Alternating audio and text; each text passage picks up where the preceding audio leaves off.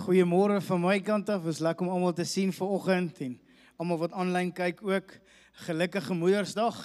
Aan al die ma's wat hier is en ek wil eintlik sê aan al die dames, daar's soveel van julle wat al reeds die rol van 'n ma vertolk. So gelukkige Moedersdag en ek hoop jy word regtig bederf vandag. Maar ek wil jou ook vra as ma en as vrou dat jy my asseblief help, want een van die dae het ons wat ons noem street store en ek wil jou asseblief vra.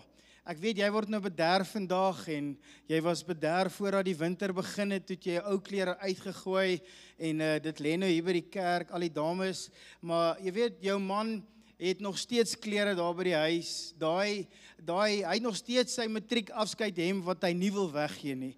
So asseblief, ek weet daai knoopie, as jy na daai hemp kyk, dan lyk dit of daai knoopie jou gaan in die oog skiet. Jy glo my vandag, dis nie 'n profetiese handeling nie. Hy het dalk nog daar aan 'n golfhemp wat so styf aan hom sit. Hy het jou beloof Desember hy gaan begin gym. Dis my maand. Dit gaan nie meer gebeur nie. So gee maar daai hempie vir die kerk. So ek wil jou vra, ons het nog mansklere nodig vir ons event waar ons ouens net so gaan bless, so maak seker asseblief al die mans. My vrou het gesê sy gaan my hierdie week help. Maar net, jy weet, daai matriek afskeid hempie asseblief, bring hom asseblief, ons uit hom nodig. Iemand anders gaan daar in hom pas. En as jy gedink het, jy weet, 'n ou op die straat, kan jy maar kyk. Jy weet, dis gewoonlik hierdie medium na small. So as jy so een het, skenk hom af vir die straat ouens asseblief en bring dit vir ons. Ons begin vandag met 'n nuwe reeks, Familiar Stranger, erken die Heilige Gees vir wie hy is. En ons wil jou kom help om hierdie konsep te verstaan oor Heilige Gees en wie Heilige Gees is, wat het hy kom doen. En dit is onmoontlik om die Bybel, Christelike wandelewe, die kerk en ons eie verhouding met Christus te verstaan as ons nie verstaan en 'n begrip het van Heilige Gees nie. As ons nie verstaan dat die Heilige Gees dit eintlik vir ons, deur ons en namens ons wil kom doen nie. En die Bybel beskryf hom nie net as hierdie force nie of nie as, jy weet, 'n objek nie. Die Bybel beskryf hom as hy is God. Hy is iemand. Beskryf hom. Dalk is dit vir van julle, is dit 'n familiar stranger, 'n bekende vreemdeling en jy wonder, hoe is dit moontlik? Maar daar's iets omtrent dit. Nou, ek wil vir jou 'n bietjie net so konteks gee rondom dit en bietjie jou help waar ons net gaan kyk wie is hy vandag en hoe kan ons die volgende paar weke ingaan om seker te maak ek en jy verstaan waaroor hy gekom het. En een van die goed wat ons gaan doen, ons gaan praat oor die genesing van die Heilige Gees en spesifiek op Hemelvaartdag. Die 29ste Mei, moet dit nie mis nie, ons gaan dit weer hier buite hou. Hemelvaartdiens gaan 'n ongelooflike tyd wees waar ons daarop gaan fokus vir daai spesifieke tyd, maar ek net so 'n bietjie rugby, maar 'n Bakkies Botha, almal ken vir Bakkies Botha. Dit was 'n ongelooflike speler, nê. Brutale fisiese ou, hy was aggressiewe spel, min net geweet. Jy weet hoe om met hierdie ou te kere te gaan. Hy was hierdie ou, jy weet, hy's in your face die hele tyd. Hy het hierdie krag gedra. Hy was hierdie ou wat hierdie teenwoordigheid gedra het in sy span en almal het geweet, hierdie is die ou, hulle het hom genoem the enforcer. Jy weet, dis wie hy was. Hy het gekom om iets neer te sit. En ek weet nie van julle nie, maar ek onthou toe ons die Wêreldbeker wen 2007, toe dink ek, ja, as Bakkies en Victor Matfield aftree, waar kry ons ander slotte? Want hierdie is die tipe ouens en min net ek geweet, daar was 'n sekere jaar wat sekere ouens gebore was en daar was iets in die drinkwater, want heerlikheid, toe kom hulle net. Jy weet, toe kom hulle net na vore. En Bakkies Botha was hierdie ou, maar toe in 2012 is daar ou wat sy verskyning maak en dit is hierdie ou Eben Etzebeth en julle onthou vir Eben, julle weet van hom, julle het hom sien, is die ou wat die meeste bokke wedstryde gespeel het tot dusver. Want Bakkies Botha sê 'n paar goed, want hierdie ou was ook 'n rowwe, aggressiewe, harde hou, geen nonsens houding gehad, nog steeds op veld en dis wie hy is. Hy het hierdie intensiteit van hom gedra. Dan sê Bakkies Botha die volgende oor hom. Hy sê hy is 'n ongelooflike vegter, die beste slot in die wêreld, een van die beste slotte in die geskiedenis van die spel. Hy sê hy is uniek, one of a kind. Nou ek dink nou net, as jy saam met hierdie ou moet speel en jy is aan sy kant, dan voel jy, man, ons gaan hierdie ding vat. Jy weet, ewe skielik staan jy breëbors uit en jy sê, ek is nie bang nie. Ek weet ek weet hoe hy voel, ek weet hoe dit so voel, want my pa was 2.01 meter lank, moenie vra nie, ek is 'n mama's boy. En ek onthou hoe ek altyd met conference geloop het, en as iemand my iets aan ons sê, ek gaan my pa gaan haal. Nou imagine die disciples, ek kan net indink, die disciples van Jesus Christus loop en wandel saam met Jesus, hulle beleef hoe Jesus saam met hulle is, en Jesus kom, dan sê hy vir hulle, boys, die tyd het aangebreek, dat ek vir julle moet nuus deel, ek gaan na 'n ander plek toe. Ek moet weg van julle af, ek moet vertrek van hier af. Hy het vir hulle hier kom sê, ek gaan weggaan, en teendeel is vir julle voordelig. Hy sou dan vir hulle die Heilige Gees stuur, en ek kan net dink, wat hulle net op daai plek besef het, maar hoe is dit moontlik? Here, U is dan die Ebenezebeth in ons span. U is dan die een wat die enforcer is. U is dan die een wat uniek is. There's no one like you. Hoe is dit moontlik dat jy nou net sou weggaan? Dit kan nie tot voordelig wees vir ons nie. Wie sal U kan vervang? Wie gaan U vervang? Niemand nie. Inteendeel, die Bybel sê dit, die skrif, die Torah sê dit, U is die begin en die einde. Wie anders gaan nou na U kom? En dan maak Jesus hierdie stelling wanneer hy hierdie belofte oor hulle maak. In Johannes hoofstuk 16 vers 17, hy sê hierdie vir hulle, luister, ek het so 'n paar vertalings, hy sê, maar ek sê vir julle die waarheid, dit is vir julle voordelig dat ek weggaan, want as ek nie weggaan nie, sal die trooster nie na julle kom nie. Maar as ek weggaan, sal ek hom na julle stuur. Die Nuwe Lewende Vertaling sê, dit is tot julle voordeel dat ek weggaan, want as ek nie weggaan nie, sal die raadgewer, die Heilige Gees, nie na julle toe kom nie. As ek egter weggaan, sal ek die raadgewer na julle toe stuur. Hoor wat sê die NIV, hy sê, but very truly I tell you, it is for your good that I'm going away. Unless I go away, the advocate will not come to you, but if I go, I will send him to you. Dis Jesus wat hierdie vir sy disippels sê. En ek kan net indink, sy disippels, maar Here, ons het U altyd gehoor. Ons het aan U geraak, ons het gesien wat U gedoen, ons het aanskou dat die woord wat lewe sou word, die lewendige woord, het hier onder ons kom wandel. Nou sê U gaan vir ons 'n ander trooster stuur, ander advokaat, U gaan iets anders stuur vir ons in U plek, so ons gaan hom nie kan sien nie, ons gaan nie aan hom kan raak nie. Hoe is dit moontlik dat dit voordelig gaan wees vir ons? Ek kan net indink, Petrus, daar's nie 'n manier nie, ek gaan nie hierdie nonsens vat nie, U kan nie gaan nie, waar U gaan ek ek is klaar met hierdie. Ek kan net dink, dis Petrus se houding. Ek kan net dink, Thomas, kom ons dink gou hoor.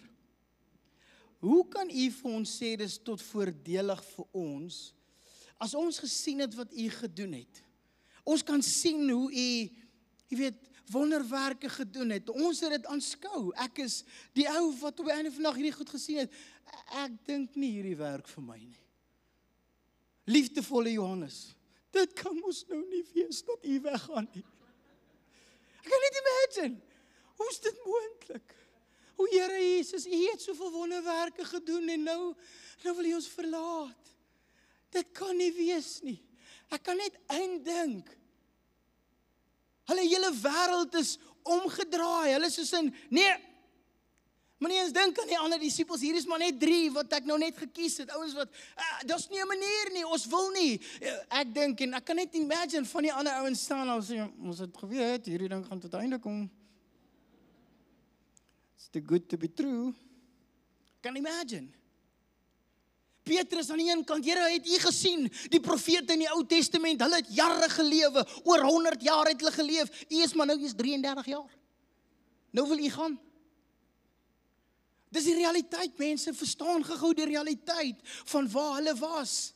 Alhoewel hierdie 'n belofte was, 'n profetiese woord wat Jesus vir hulle uitspreek, sê hierdie gaan 'n realiteit word. In hulle lewe, in hulle realiteit is dit, hierdie is nie tot voordeel van my nie. As ek honger was Jesus daar. Het julle gesien wat het hy gedoen? met 5 broodjies, 2 visse, het julle al gesien? En nou wil jy sê jy gaan weg, dis nie vir my nie. Maar sien, iets gebeur, toe Jesus hierdie woorde uitspreek, hoofstuk 14 vers 15 tot 20 in Johannes, sê as julle my lief het, bewaar my gebooie en ek sal die Vader bid. Sê saam met my bid.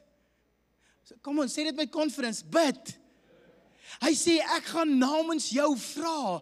Ek gaan die Vader bid en hy sal julle 'n ander trooster gee om by julle te bly tot in ewigheid.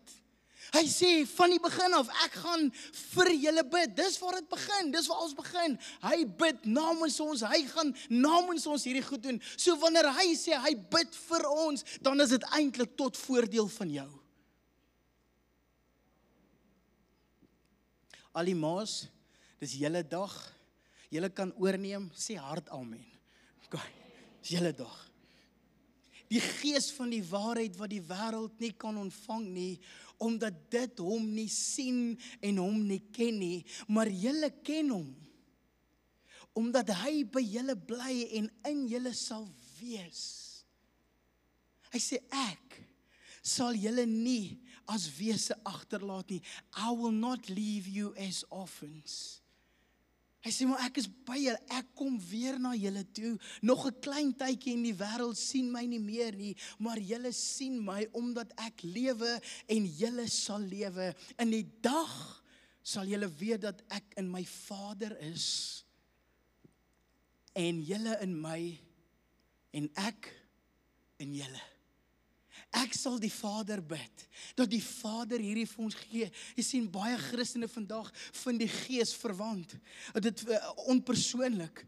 Wanneer dit kom by Heilige Gees, dan dink ons hy's ver. Ons wil nou hom nie sien nie, want hy's net hierdie krag, hy's nie hierdie persoon nie, want hy's ver. Baie gelowiges is teleurgestel en onbekend, selfs bang vir hom.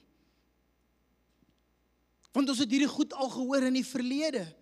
Maar hy is dalk die bekende vreemdeling. Die bekende vreemdeling in jou lewe. Hy is dalk die een wat daar is, wat jy onseker is. Baie van ons sê, my gut feeling het dit vir my gesê. Maar ek is 'n Christen. Ek is 'n wedergebore kind van God. My gut feeling, hoe kan hy enigstens goed wees vir my? Is dit moontlik? En dis wat ek kom sien, so ek vertrou dat in hierdie reeks dat jy hom sal leer ken, dat jy hom lief sal raak vir hom, in hierdie reeks dat jy hom in jou eie persoonlike lewe sal ervaar, want die Heilige Gees is teenwoordig. Hy is teenwoordig, hy's meer tasbaar in jou lewe as die stoel op waar jy vandag sit, of op jou bank by die huis. Ons aanbid 'n drie-enige God. Ons aanbid God die Vader. Ons aanbid God die Seun. Ons aanbid God die Heilige Gees. Jy sê vir ons is dit baie maklik om die Vader te aanskou, want dis wat ons baie keer oor praat. Ons aanbid God die Vader. Ons herken baie keer Jesus, want ons weet wat Jesus vir ons gedoen het. Maar ons is so 'n bietjie skaam vir Heilige Gees en ons hou hom so 'n bietjie terug. En Jesus het vir ons hierdie belofte kom maak, maar dis asof die mens van vandag het amper Heilige Gees hierdie urban legend gemaak. Dis hierdie urban legend. Want ons sien, dis wat ons al gehoor het. Dis wat ons al gehoor het, maar het ons hom al regtig gesien ons lewe sien? Wat ek en jy moet verstaan vandag is, Heilige Gees het nie die eerste keer op Pinksterdag opgedaag nie. Was nie die eerste keer wat hy sy verskyning gemaak nie. Heel aan die begin, was God was daar en God is wie? God die Vader, God die Seun, God die Heilige Gees. God was alomteenwoordig en die Bybel sê dit, in die skepping, die Gees van God het oor die waters gesweef. Die Gees van God, Ruach, die Gees, asem van God. God het lewe in die mens geplaas en het lewende wese geword. So God se Gees was al klaar daar. Heilige Gees was daar. Israel, ons weet, Israel die tabernakel, die tempel, God het onder sy mense kom woon. God was teenwoordig, die wolk, die sigbaarheid van God se teenwoordigheid in mense se lewe, die allerheiligste, om in te gaan, om hierdie heilige omgewing te beleef, want God se Gees is daar. Jesus se Gees, toe Jesus gedoop word, sê die Bybel het daar 'n duif neergedaal op Jesus in die vorm van die Heilige Gees. So ons beleef dit, hy was lankal daar, hy was nie net daar die dag op Pinksterdag soos wat ons lees in Handelinge nie. Dit was die belofte wat vervulling gekry het, maar op die einde van die dag het Jesus ook oor sy disippels geblaas en gesê, ontvang die Gees van die Here, want hoekom, daar was 'n wedergeboorte wat in hulle plaasvind. So wanneer ons dink aan die Heilige Gees, dan besef ons, hy is 'n persoon. Hy's 'n persoon. Dis 'n persoon wat kies om verhouding met ons te hê. Vers 16 tot 17. Hy sê, en ek sal die Vader vra. En hy sal vir julle 'n ander parakleet voorspraak gee, sodat hy vir ewig by julle kan wees. Hy is die Gees van die waarheid.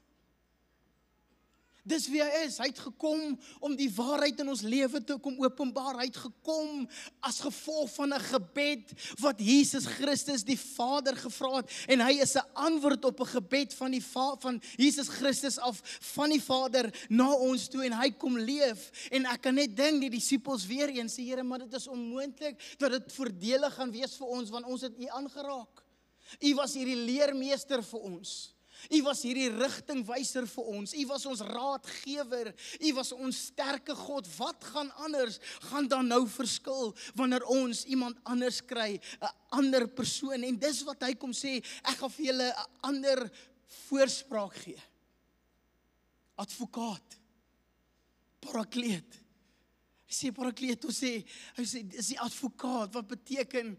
Eendag vir 'n prokureur gevra, sê, vertel vir my die verskil. Wat maak 'n advokaat? Toe sê hy vir my in die plain, simpelste beskrywing, hy sê, Llewellyn, hy vat jou storie en hy maak dit beter. Is dit nie tot voordeel vir ons nie?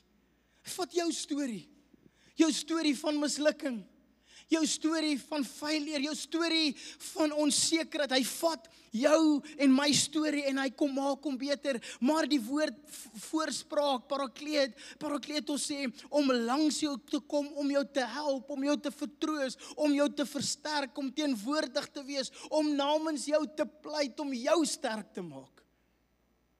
Is dit nie tot voordeel nie? Maar ons as mens, sê ek het nie hierdie raad nodig nie.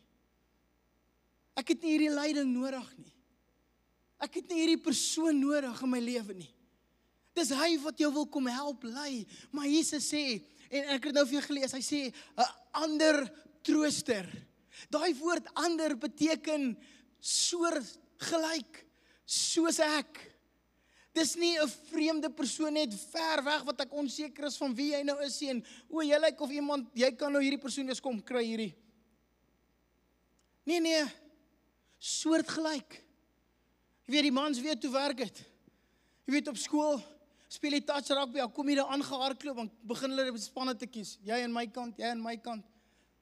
Jy weet, hoeveel keer dan kom ek aan, dan staan ek daar, dan kyk ek nou Wimbledon, gaan iemand my kies?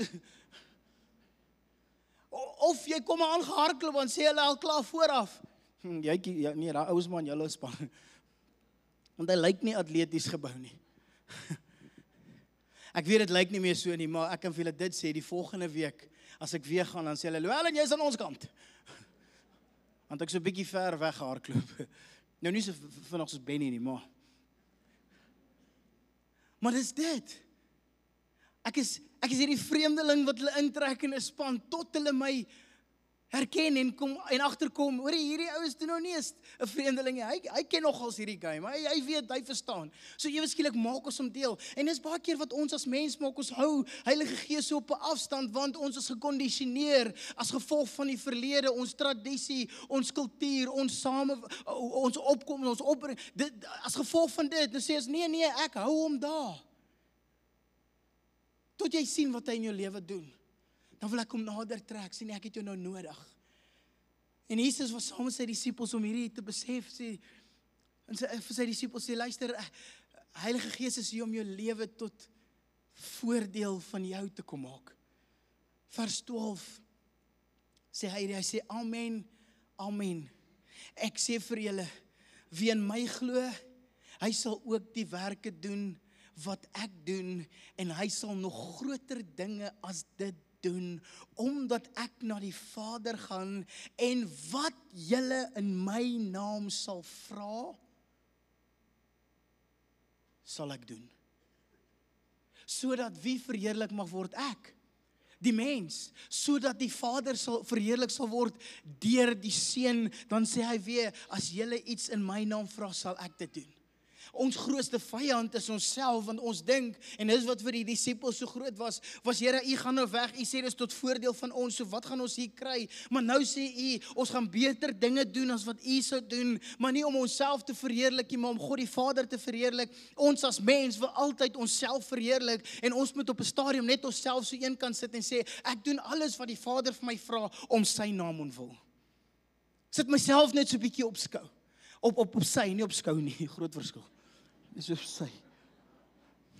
Jy moet die Vader op skou sit jouself net op sy. Sê, ek sit myself een kant hoekom, want alles wat ek kom vra is nie net altyd vir my nie, dit is tot die kerk, tot die gemeenskap, dis hoekom Heilige Gees gekom het, sodat die vrug van die Gees in alle mense se lewe 'n realiteit ook kan wees deur my. Maar iets groter kom. Hy sal jou voorspraak wees, hier so 'n paar, net om te besef, Heilige Gees woon in ons. Ons is die tempel van die Heilige Gees. Heilige Gees transformeer ons, vernuwe deur die Heilige Gees. Die Heilige Gees lei en leer ons, lei jou in die hele waarheid. Heilige Gees bemagtig ons, ontvang sy krag. Heilige Gees kom ook oor jou. Heilige Gees help ons om te bid. Heilige Gees produseer Gods vrug, die vrug van die Gees. Heilige Gees verander en dien ons, sodat ons op die einde van die dag die gawes van Gees kan ontvang. Sien, ek hou daarvan wanneer die psalmdigter hierdie skryf. Wanneer hy sê, God is eintlik alomteenwoordig. En dit is as gevolg van Heilige Gees in ons lewe vandag. Wanneer hy sê, waarheen kan ek gaan? Weg van die Gees? Waarheen kan ek vlug? Weg van die teenwoordigheid? Ek kan nie. Dan sê die Engels, sê, even if I go to the deepest of death, I know you are there. Even if I have wings to soar in the air, I know you are there. Wherever I go, you are present. Want hoekom? Dis wat God eintlik vir ons kom wil doen. En ek het vandag vir jou 'n voorbeeld wat ek vir jou wil hou. Oor wat gebeur het met een van die ouens, wat ek nou nog genoem het, Petrus, toe hy besef later, wat hierdie amazing storie is. Ons lees van Petrus as hierdie impulsiewe ou, ons lees van Petrus, wat later in Handelinge lees ons, Petrus bid en bedien en preek en 3000 mense kom tot bekering. En dis great, ons lees daaroor. Maar wat alles begin, was dit die realiteit, dit was die uitwerking van hierdie belofte in sy lewe. Maar die challenge wat ek en jy het, dieselfde challenge het Petrus gehad en hoor gou hierso, dit was die kruisiging van Jesus. Na die kruisiging van Jesus, hy het vir hulle die belofte gegee en gesê, ek gaan weg. Gaan vir julle ander trooster gee. So dit nou gelees. En dan kom die kruisiging. En dan het hulle nog hierdie belofte gesien realiseer in hulle lewe en hulle weet nie wat om te verwag nie. En dan terwyl Jesus gekruisig is en hy hang daar, is die disippels weg. Missing in action. En nou sê vers 19, Johannes 20 vers 19. Dit was al laat die aand op daardie eerste dag van die week. Die disippels, of die deure van die disippels, waar die disippels vergader het, was gesluit uit vrees vir die Jode. Hulle sê, hierdie realiteit van ons het tot 'n einde gekom. Jesus is dood. Ons het nog niks anders gesien wat hy beloof het nie. Ons movement het nou tot 'n stilstand gekom, is klaar. En terwyl hulle agter slot en grendel is, niemand kan in, niemand kan uit, gebeur die volgende. Jesus het toe gekom en tussen hulle gaan staan en vir hulle gesê, vrede vir julle. Ek kan imagine. Hulle skrik hulle self in 'n ander bloedgroep. Hoe is dit moontlik? Ons het hierdie gesluit juis want ons is bang. Ons word ook doodgemaak. En nadat hy dit vir hulle gesê het, wys hy vir hulle sy hande en sy sy. Die disippels was verjuig toe hulle die Here sien. Jesus sê weer vir hulle, vrede vir julle, soos die Vader my gestuur het, stuur ek ook julle. En nadat hy dit gesê het, blaas hy oor hulle en sê, ontvang die Gees. Daar's 'n wedergeboorte wat plaasvind hier. Alhoewel hierdie ouens so bang was en so vrees, was daar een ou wat seker nog banger was die ou met die naam van Petrus. Petrus, moet jy verstaan, het Jesus op daai stadium, het Jesus op 'n stadium vir hom gesê, Petrus, seun van Jona, wie sê die mense is ek? En dan het hy hierdie openbaring gekry by die Vader, wat hy sê, U is die lewendige God, U is die Messias, U is die een wat sou kom, dis wie is. En dan sê God, dan sê Jesus, jy's reg, op jou, op daai rots sal ek die kerk bou. Dis hy word instrumenteel tot dit wat sou kom, tot dit wat ons vandag hierso beleef. Maar dan ook op 'n stadium, dan verloon hy Jesus. Gaan saam met Jesus in die tuin van Getsemane en Jesus sê, manne, ek gaan weg. En hulle kom om Jesus te arresteer en Petrus ruk 'n swaard uit en hy kap die soldaat se oor af. En Jesus vat sy oor en Jesus genees hom, want hy besef, as ek nie hier gaan wees, gaan Petrus in groot moeilikheid kom. Groot. So ek gaan hom help, hy help hom. Hy het hom al gehelp, toe hy besig is om te sing, hy het hom telke male gehelp, maar hier kom hy help hom weer. Hy sê, as die haan 3 keer kraai, gaan jy my verloon. Wat gebeur? Hy verloon Jesus, ken nie vir Jesus nie, 3 keer, ken nie hy nie. As Petrus, wat so naby aan Jesus was, sy lewe kon omdraai en sê, ek ken nie daai ou nie, hoeveel te meer ons wat nie Jesus fisies gesien het nie. Maar dan gebeur daar iets amazing. In hoofstuk 21 lees ons van hoe Jesus het nou aan hulle verskyn op 20 en in 21 lees ons hoe die disippels bymekaar was, is besig om vis te vang en al die goed, en Jesus verskyn weer by hulle, en dan sê Jesus die volgende, Petrus, volg my. Hoe sê Petrus, ek alleen? Ja. Dis soos die hoof wat vir jou roep na sy kantoor toe, en hy sê, kan Johannes nie saamkom, die ander ouens? Jesus sê, as ek wil hê hulle moet saamkom, sou ek hulle geroep het, jy kom nou saam. Jy kom sommer agter, hier is 'n afspraak. En dan weet ons nie wat daar gebeur nie, maar wat ons kan interpreteer is, dat daar was 'n intense, eerlike gesprek. Daar was 'n gesprek wat transformasie bewerkstellig het in sy lewe, toe Jesus weer die roeping op sy lewe kom herstel en vir hom sê, hierdie diep geheim wat jy dra en jy is onseker oor wie jy is, ek kom en ek kom verklaar dit nou, ek vergewe jou. Dis wie jy is. Op jou en op die openbaring gaan ons die rots bou, die kerk bou. Dit was hierdie diep geheim. En die amazing deel van alles is net nadat dan sê die Here gaan wag vir hulle. En dan gewag Petrus, hy word gevul met die Heilige Gees. En wie's die een wat uitstap? En 3000 mense kom tot bekering. Petrus. Die disippels het gestaan en kyk hoe hy preek en bedien en hoe die mense tot bekering kom, maar Petrus, want hy het 'n ontmoeting gehad met Jesus Christus. Hy het 'n diep gesprek gehad en ek wil vandag sê, omdat jy dalk nog nie hierdie diep gesprek gehad het met God die Vader nie, is dit hoekom hy nog steeds 'n vreemdeling is vir jou, die Heilige Gees. En is nodig vanoggend om 'n diep gesprek met hom te kan hê. Here, hierdie diep gesprek het ek nodig, die waarheid dat U oor my lewe kom spreek. Want Korintiërs sê die volgende, niemand kan sê, Jesus is Here, behalwe deur wie? Heilige Gees. Jy het 'n gesprek nodig met die Here, 'n diep gesprek. En ek wil jou vra vanoggend, wie sal met my staan? Net of jy staan saam met my, almal van ons. Dis jou begeerte is vanoggend. To say, Lord, you are no longer a familiar stranger. Hy is my trooster. Hy is my advokaat. Hy is die een wat kom om my lewe beter te maak. Dit is tot voordeel vir my. Wil ek jou hê net vir 'n oomblik, vat net so 30 sekondes en begin vandag jou gesprek. Maak jou mond oop en begin jou gesprek vandag.